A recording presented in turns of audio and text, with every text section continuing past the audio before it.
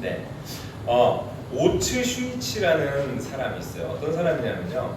호스피스. 그러니까 죽음을 앞둔 사람들이 마지막에 죽기 전에 이렇게 삶을 정리하면서 머무르는 곳이 있거든요. 그 호스피스 병원이 있는데 거기에서 호스피스 죽음을 앞둔 사람들을 돌보는 역할을 하는 의사로서 살아갔던 사람인데 이 사람이 죽을 때 후회하는 25가지라는 책을 썼어요. 그러니까 이 사람이 1000명이 넘는 환자들의 죽음, 그러니까 임종을 보면서 그 사람들이 죽음을 맞이하는 사람들이 남기는 마지막 후회, 난 이렇게 살 걸, 이런 후회들 있잖아요.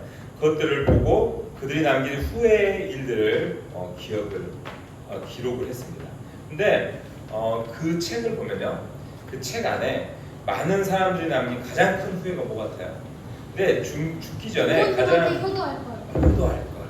뭐 그런 것도 있고 또 싸웠던 사람하고 화해하지 않았던 것, 누구를 너무 미워했던 것 이런 것들도 있는데 가장 큰 거는 사랑하는 사람에게 사랑한다고 많이 말해주지 못한 것, 고맙다고 말해주지 못한 것 이게 가장 큰 후회가 되고 또 가장 많았다고 이야기를 합니다. 이분이 쓴 책에 있는 후회들을 살펴보면요, 이기적이어서 다른 사람에게 배려하지 못하고 살았던 지난날의 그 후회가 많았다고 하고요. 또 이런 것이 어떻게 보면은 사랑보다는 세상에 좋아 보이는 것들에 사람들이 가치를 두고 살았던 삶에 대한 후회가 아닐까 하고 생각이 되어집니다. 사랑으로 우리가 가족과 지인들에게 대하지 못하고 눈앞에 자신의 그저 삶에 자신이 성공해야지 잘 살아야지 하는 그 삶에만 급급하게 살았던 모습을 돌이켰던 것을 우리가 볼 수가 있습니다. 이렇듯 사람들은 여러분 누구나 살아가면서 서로를 사랑하는 일이 가장 가치 있는 일이구나 라는 그 사실을 어렴풋이 알고는 있지만 그렇게 살아가지 못하고 있다라는 것을 우리가 알 수 있습니다. 우리는 그래도 사랑한다고 얘기 잘 하죠? 아닌가? 아니 맞아요. 시끄러워! 테레까! 이걸만 많이 하는 아빠가 사랑한다라고 얘기를 하는데 그 말이 사랑하는 얘기야 너희들. 네. 우리가 그런 의미에서 옆사람과 앞사람과 우리 같이 이렇게 고백합시다. 너무너무 사랑합니다. 한번 해보겠습니다. 시작. 큰 소리로 목소리 내서 너무너무 사랑합니다. 네, 너무너무 사랑합니다. 네, 사랑합니다. 네, 우리가 앞서서 얘기했던 임종, 죽음을 앞두는 사람들처럼 예수 그리스도의 사랑의 마음을 품고 살아가야 하는데요, 그죠? 근데 때로는 우리가 저도 마찬가지 그 사랑을 잊고 살아갈 때가 얼마나 많은지 생각해 볼 수가 있습니다. 그렇죠? 그래서 오늘 본문 보면요, 오늘 본문이 고린도전서 13장인데 이 고린도전서 13장의 주제가 뭔지 아세요? 사랑이에요, 사랑. 사랑에 대해서 이야기를 하고 있습니다. 사도 바울이 이 책을 쓰면서 그만큼 우리가 믿는 하나님의 사랑이 얼마나 위대한 것이고 또 고린도 교회의 성도들에게 하나님의 사랑은 정말 크고 위대한 것이다 라고 이야기를 해주고 있는 게 이 고린도전서 13장인데요. 오늘날에도 하나님의 사랑은 계속되고 있습니다. 그래서 우리가 지금 이 땅에 살면서 또 품고 전하며 살아야 하는 하나님의 속성이 사랑이다 라는 것을 우리가 예수님 믿는 사람들은 우리가 전할 수 있고 그것을 이야기할 수 있고 우리가 삶에서 드러낼 수 있어야 합니다. 오늘 특별히 바울이 이야기하는 이 사랑의 특성 중에 이 사랑의 특성이 뭐가 있냐면요, 영원하다. 그래서 영원성과 또 불변성, 사랑은 변하지 않는다 라는 불변성에 대해서 우리가 함께 살펴보면서 우리 그리스도인들은 어떻게 사랑하며 살아가야 하는지 함께 은혜를 나눠보도록 하겠습니다. 첫 번째로, 인간의 사랑은 유한하지만 하나님의 사랑은 영원합니다. 한번 읽어볼까요? 시작. 인간의 사랑은 유한하지만 하나님의 사랑은 영원합니다. 유한하다는 말이 뭐예요? 몰라요. 무한은 계속 끝나는 거고 유한은 끝이 있다는. 맞아요. 끝이 있다는 거예요. 한계가 있다는 거예요. 근데 하나님의 사랑은 무한하다, 영원하다라고 이야기를 했어요. 현대 과학은 뭐라고 하냐면 사랑에 대해서 사랑이 단지 일시적으로 호르몬 분비의 결과 일어나는 화학 작용이다라고 이야기를 해요. 호르몬이 많이 나와서 생기는 화학 작용이다, 사랑이. 그래서 이 사랑이라는 감정을 일으키는 호르몬이 계속해서 우리에게 분비가 되면은 이 뇌에 항체가 생겨난대요. 그래서 나중에는 더 이상 사랑의 감정을 느끼는 그 화학 물질이 생겨나지 않는데요. 그래서 결혼하고 오래된 사람들은 그래, 우리가 무슨 사랑이야, 의리로 사는 거지, 이런 얘기도 한다고 해요. 네. 그래서 과학자들은 뭐라고 얘기하냐면 사랑의 유효기간, 유통기한이 18개월, 그러니까 1년 반이죠. 1년 반에서 길면 3년 정도 지나면은 이 호르몬 분비가 끝난다고 이야기를 해요. 여러분, 사람이 사랑의 감정을 느끼면 그 뇌를 관찰할 때 어떤 모습을 보이냐면요, 연구 결과 어떻게 나왔냐면요, 마약 중독에 빠졌을 때와 같은 그런 쾌락이 뇌파가 관찰이 된다고 이야기를 해요. 대단하죠? 사랑하면 너무 좋은 거예요. 사랑하면 미쳐 발짝 뛰는 거예요. 사랑하면은 너희들도 해봐라, 나중에 너무너무 좋다라는 거예요. 그래서 얼마나 강렬해요. 마약 중독에 빠진 것 같다고 이야기를 하면 하주나, 그치? 너가 게임 중독에 빠진 거랑 비슷할 수도 있어. 맞아요. 근데 과학적 의미에서 보면 사랑은 호르몬의 왕성한 그 작용이라고 볼 수 있지만, 여러분, 사랑에 푹 빠진 뇌는요, 그래서 이유 없이 휘쭉휘쭉 웃게 만드는 엔돌핀이 생기면 막 웃음이 나온대요. 그리고 눈에 콩깍지를 씌우는 페닐에틸아민이라는 물질이 생기고요. 눈에 울트라 슈퍼 콩깍지가 씌우면요, 잠자다 막 일어나도 막 천사처럼 보여요. 대단하죠? 그리고 말할 수 없는 만족감을 주는 도파민. 요즘 도파민 얘기하죠. 만족감, 막 행복감, 이런 것들이 생긴 도파민. 이게 호르몬들이에요. 그게 이제 왕성하게 분비된다고 합니다. 이렇게 여러분, 사람의 감정과 사랑의 상태는 어때요? 좀 한계가 있고 유한하다라고 볼 수가 있습니다. 그러나 제가 오늘 이야기하고 싶은 것은요, 우리가 믿는 하나님의 사랑은 영원하다. 뭐라고? 영원하다. 하윤이 뭐라고? 네, 영원하다라는 것을 우리는 기억해야 합니다. 알겠죠? 네. 아멘? 아멘. 네, 크게 합니다. 아멘? 아멘. 네, 그래서 사도 바울은 겉으로 드러나는 은사에 대해서 이야기를 하고 있거든요. 뭐라고 하냐면은 우리 고린도서 13장 8절에서 10절 한번 읽어볼까요? 자, 뭐라고 하는지 시작. 읽어봅니다. 시작. 사랑은 영원합니다.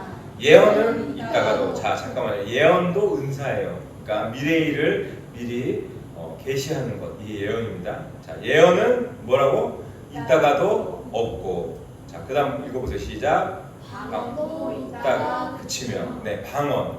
그죠? 다른 나라 말, 다른 언어로 이야기하는 것이에요. 그리고 지식도 뭐라고 하죠? 있다가 사라질 것입니다. 우리가 지금은 어떻게 한다 그래요? 부분적으로 알고 부분적으로 예언하지만 완전한 것이 오면 부분적인 것은 사라지게 될 것이기 때문입니다. 네. 무슨 말이냐면요, 사도 바울이 그런 거예요. 은사인 예언과 방언과 지식은 교회의 유익을 위해서, 공동체의 유익을 위해서 하나님께서 주신 선물이다. 그런데 그렇기 때문에 결국에는 이런 은사들도 우리가 더욱 가치 있고 끝까지 기억하고 살아야 하는 것은, 가치 있게 끝까지 우리가 잘 쓰려면은 그 안에 사랑이 있어야 한다라고 이야기를 하는 거예요. 그러니까 사랑은 영원한데 이런 은사들은 하다가도 그치고 있다가도 없다, 이런 이야기를 하고 있는 거예요. 그래서 방금 읽은 본문에서 썩어 없어질 것을 지키려고 사랑을 잊고 있지는 않은지 우리 자신을 돌아보기를 사도 바울이 권면을 하고 있다라는 것입니다. 여러분, 네, 우리 하준 씨 종이 접기 나중에 하세요. 네, 아빠가 다 알고 있지만 네, 방송에 나갑니다. 지금 전국적으로. 네. 우리의 삶은 어린아이 같이 불완전하고, 그죠? 미성숙한 삶의 연속이라고 말할 수 있습니다. 늘 그렇잖아요. 우리가 나 잘 사는 것 같아. 나 엄마 아빠 말도 잘 듣고, 내가 하나님 말씀도 잘 듣고, 그렇게 잘 살아온 것 같지만 어때요? 아, 나 그때 왜 그랬지? 나 왜 그렇게 살았지? 아, 그런 일을 왜 했지? 그런 행동을 왜 했지? 그런 생각을 왜 했지? 이런 후회를 할 때도 참 많이 있습니다. 그래서 사도 바울은 더욱 그리스도인으로서 온전한 삶을 살아가기 위해서는 사랑 그 자체이신 하나님을 우리 마음에 품고 사랑을 잊지 않는 삶을 살아가기를 우리에게 이야기를 해주고 있다는 것입니다. 오늘 본문의 배경이 되는 고린도 교회는 그런 의미에서 미성숙한 그런 어린아이와 같은 교회였습니다. 그래서 그 교회 안에서 분열이 일어나고 서로 시기하고 질투하고 또 서로 싸우는 분쟁이 일어났음을 사도 바울이 이야기를 하고 있어요. 우리 11절 한번 읽어볼까요? 11절 시작. 내가 어렸을 때 다시 한번 다 같이 읽습니다. 시작. 내가 어렸을 때는 말하는 것이 어린아이와 같고 생각하는 것이 어린아이와 같다가 장성한 사람이 어린아이의 네.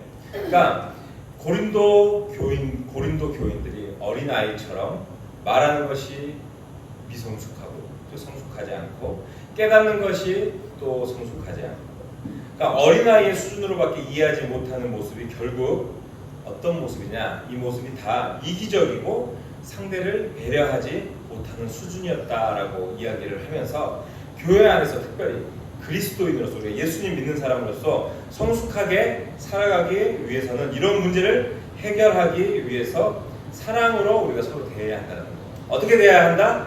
사랑으로 하윤이 어떻게 대해야 한다? 사랑으로 대해요. 미움으로 대합니까? 아니요. 우리가 성숙한 사람이 되기 위해서는 사랑으로 대해야 한다는 거예요.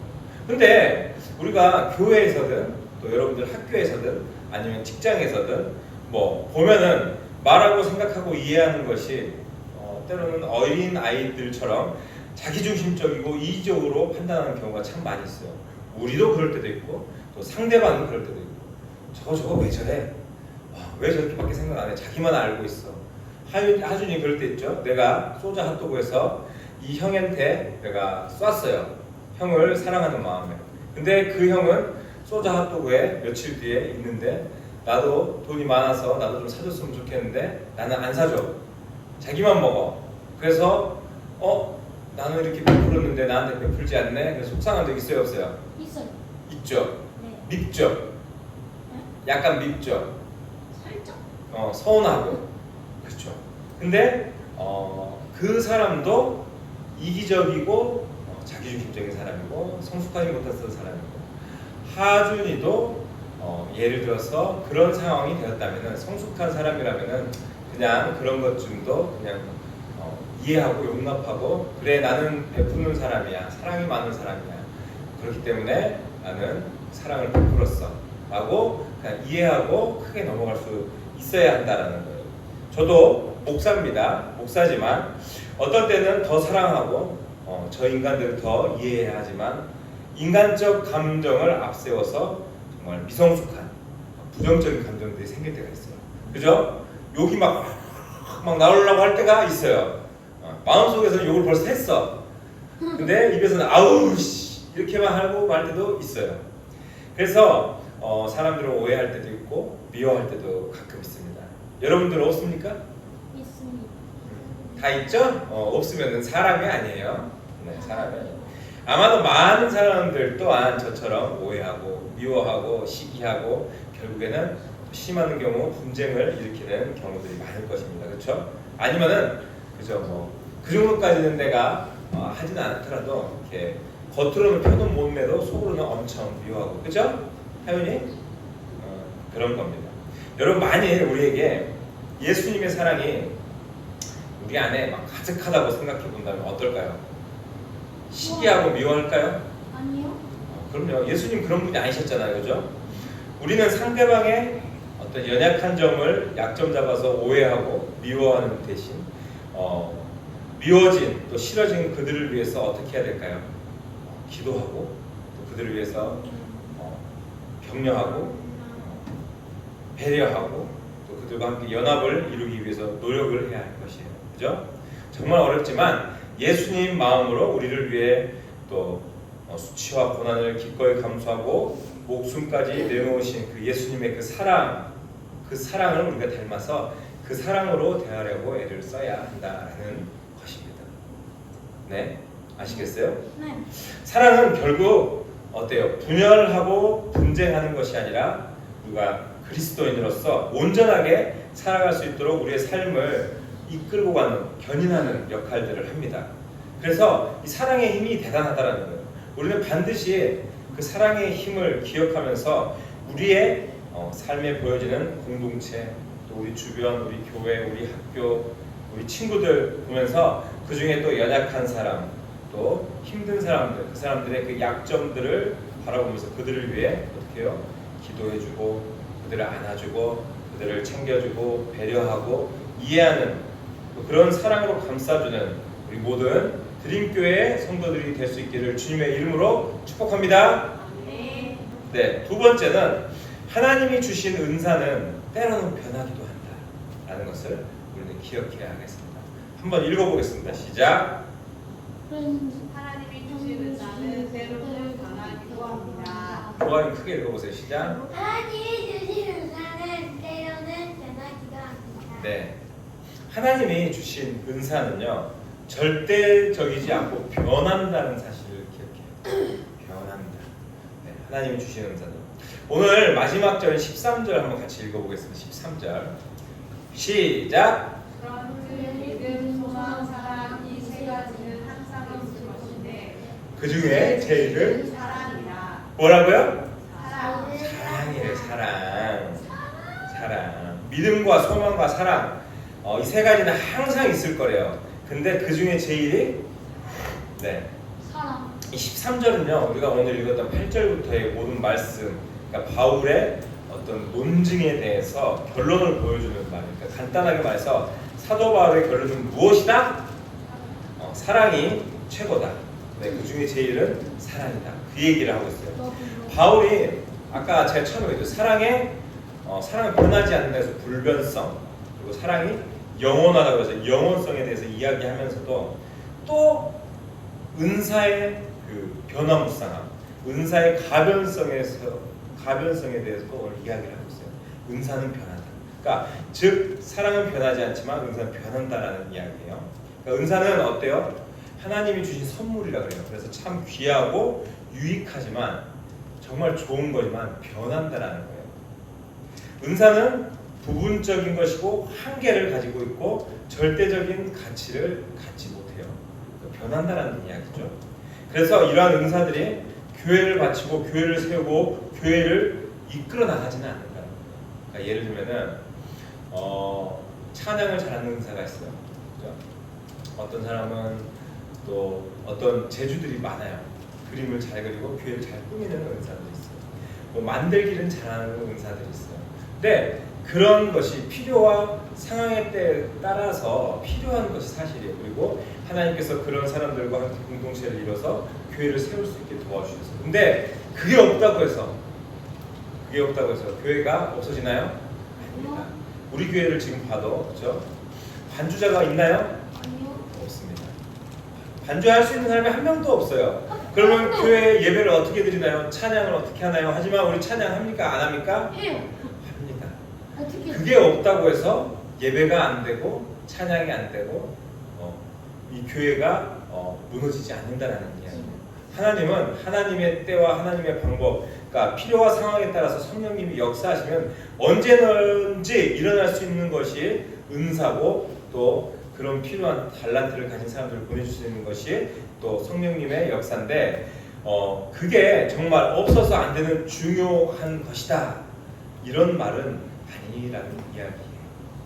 은사가 없더라도 하나님의 사랑, 하나님의 열심, 하나님의 역사가 일어난다면 그런 것들을 모두 차고 넘치고도 다 우리에게 큰 은혜를 줄 수 있다라는 거예요.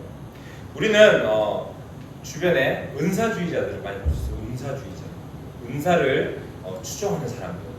근데 그들은 눈에 보이는 증거나 어떤 사건들이 나타나야 어때요? 더 뜨겁게 믿고 또 의지하고 난리를 칩니다. 막 기도했는데 귀신이 떠나가고 막 뒤집어지고 막 방언이 막 터지고 이런 것들을 봐야지 와 하나님이 살아서 역사하시나 보다 막 그런 것들을 따져요. 근데 맞아요. 그런 것이 보인다고 하나님이 있는 거고 안 보인다고 하나님이 없는 겁니까? 아니요. 그렇죠. 하나님은 어디에나 지금도 같이 계신다는 거예요. 그래서 그런 사람들이 그러다가 은사가 드러나지 않고 은사가 또 때로는 악하게 쓰이고 또 은사를 통해서 하나님의 일이 아니라 자기 자신을 영화롭게 하는 데 쓰이는 것을 목도하고 결국에는 상처를 입고 어때요? 좌절하고 신앙의 큰 생채기로 하나님을 멀리할 때도 있다는 거예요. 그죠? 그렇다는 거예요.